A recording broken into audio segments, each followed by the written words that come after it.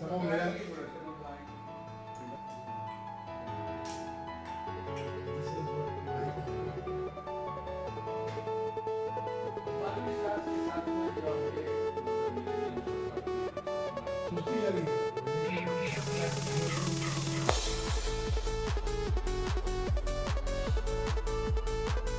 अपने NRIs हैं across the globe रहते हैं, उनको कोई एक प्लेटफॉर्म ऐसा दिया जाए जिसमें उनको हिंदुस्तान में एक प्रॉपर रिकग्निशन मिले। ये सोच डेफिनेटली पूनम जी की थी। मैंने सिर्फ उस प्रोसेस को आगे इनिशिएट किया है और ईश्वर की कृपा से डेफिनेटली ये प्रोग्राम एक अच्छे स्तर पर गया। हमने फंक्शन किया था एंड ऑफ जुलाई में, जो कलर्स पे टेलीवाइज हुआ 17 अगस्त को। रिस्पॉन्स बहुत अच्छा रहा और उम्मीद करता हूँ आने वाले दिनों में, आने वाले सालों में ये प्रोग्राम या ये जो हमने एक अवार्ड फंक्शन का वर्चस्व उठाया है, ये काफ़ी अपने अपने जगह सक्षम रूप से एक बड़े कीर्तिमान की तरफ पहुँचे।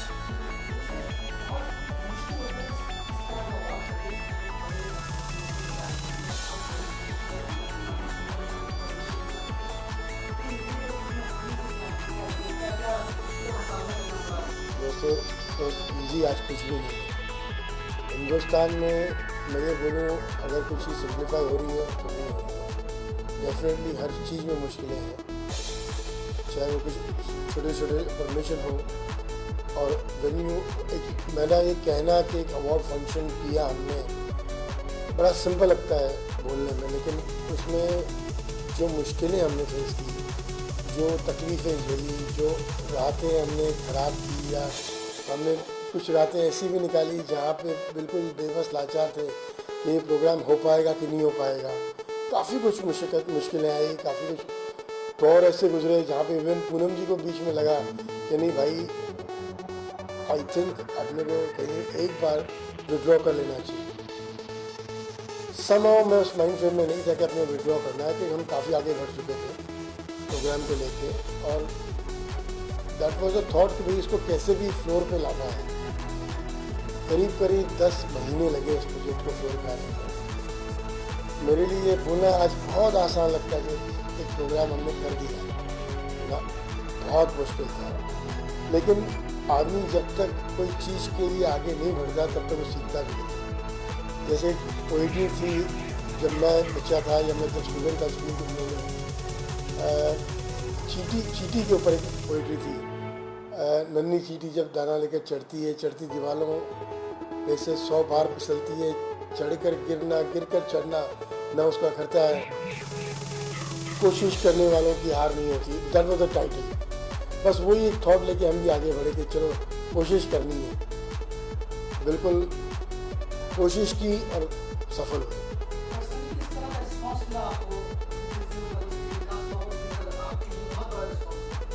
ज़बरदस्त रिस्पॉन्स रहा। इवन कुछ लोग, भाई मैंने अनफॉर्चुनेटली मैं बॉलीवुड से जुड़ा हुआ आदमी हूँ, मेरा अपना एक छोटा सा आशियाना है, छोटा सा बिजनेस है, तो उस हिसाब से जिस सर्कल में मैं उठता बैठता हूँ, और जब उनको इस चीज़ का पता चला, इवन दे वर सरप्राइज्ड कि यार how can a man from this industry get into some other industry. But उनका रिस्पॉन्स पॉजिटिव था कि भाई एक अच्छा प्रयास था, एक अच्छी CSR एक्टिविटी थी, और एक फील फैक्टर था कि जो लोग जिनके बारे में खाली हम सुनते भी नहीं, हिंदुस्तान में हमने जिन लोगों को, जिन शहरों को हमने इनवाइट किया, चाहे वो USA से किया कि UK से किया कि सिंगापुर से किया, UAE से किया, उन शहरों को अपने देश में कोई जानता भी नहीं था। आज इस माध्यम से उनको लोग आज पहचानते हैं। ऐसे एक खास उदाहरण दूंगा आपको मैं। मेडिकल फ्रेटर्निटी के डॉक्टर थे, डॉक्टर जीवनंदम, जिन्होंने 1000 बाईपास सर्जरीज किए, और वो सर्जरीज किए उन्होंने USA में, जिनके लिए सब डॉक्टर्स जब जवाब दे देते हैं कि भाई इस केस का कुछ नहीं हो सकता है, उन केसेस को वो हैंडल करते हैं। अपने आप में बहुत बड़ा कीर्तिमान है। लेकिन अपने वतन में, अपने देश में उस आदमी को जो खुद हिंदुस्तानी है, एक छोटे से गांव से, केरला के गांव से, वो यूएस से गए, उन्होंने वर्ल्ड वाइड अवार्ड्स लिए हैं, लेकिन हिंदुस्तान में उन्हें अवार्ड कभी नहीं दिया गया। जब वो स्टेज पर थे उनकी आंखों में आंसू थे कि भाई मैंने अवार्ड हर कंट्री में लिए, लेकिन अपने देश में मुझे कभी कोई अवार्ड नहीं मिला। वो अपने आप में एक फील था जो हमें एक अलग मुकाम पे ले गया उस समय, कि यार ये है वो चीज़ जो डेफिनेटली हमें एक अल्टीमेट सुकून देती है कि हमने कुछ ऐसा किया। We brought smiles to people whom probably people should have thought of long back. Sir आप उस इंडस्ट्री से बिलोंग नहीं करते, लेकिन फिर भी आपने बड़े अवार्ड मैनेज किया और आपके लोनावाला किस तरह से मैनेज किया, किस तरह से The backbone was पूनम जी। पूनम जी क्योंकि इस इंडस्ट्री से थी, उनके लिए आसान था इस चीज़ को आगे बढ़ाना, लेकिन उनके डे टू डे इश्यूज, जैसे आपने थोड़ी देर पहले जिक्र किया कि काफ़ी तकलीफों का आपने सामना किया होगा, काफ़ी मुश्किलें आई होगी, तो उस सेगमेंट को मैं नहीं समझता हूँ कि बिकॉज वो एक खुद एक लेडी हैं और वो हर जगह हर दफ्तर में जाएं या डिस्कस करें, बात करें, वो उनके लिए पॉसिबल नहीं था, मुमकिन नहीं था।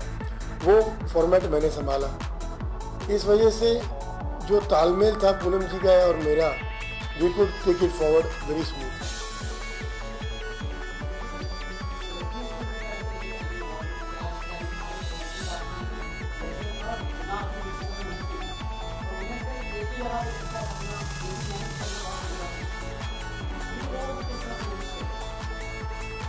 पर्सनल रिलेशंस, एक थॉट उनसे शेयर करना कि भाई एक बहुत अच्छा नोबल कॉज है। पूनम जी का पूरा प्रयास, उनके पुराने रिश्ते संबंध उन्होंने अपने जोड़े, कुछ लोगों को जोड़ने के लिए, इकट्ठा करने के लिए, ये सब चीज़ें मिला जुला के ही ये चीज़ आगे बढ़ सकती है।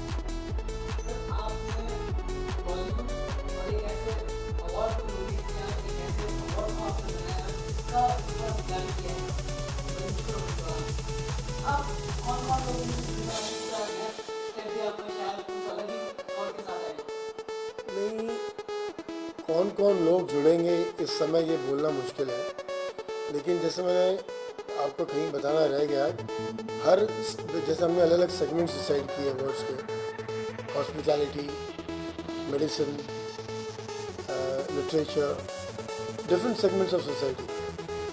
हर सेगमेंट के पीछे 2 जूरी मेंबर्स हैं जो हिंदुस्तान के टॉप एलाइट नॉन बायस्ड लोग हैं, जिन्हें ये मतलब नहीं कि अवार्ड किसको देना है और क्यों देना है। हाँ, वो उसकी मॉडलिटीज़ पूरी स्टडी करते हैं और फिर वो उस चीज़ को आगे बढ़ाते हैं टू दी एडवाइजरी बोर्ड कि भाई हमने ये नाम शॉर्टलिस्ट किए हैं, हमारे हिसाब से ये डिजर्विंग कैंडिडेट्स हैं, आप इनको कंसिडर कर सकते हैं। उसके बाद the advisory board takes it forward, उनको मेल भेजना, उनसे कंकरेंस लेना, उनकी अवेलेबिलिटी चेक करना, वो उस टाइम पे पॉसिबल है उनका आना कि नहीं आना, and accordingly we try to take it forward.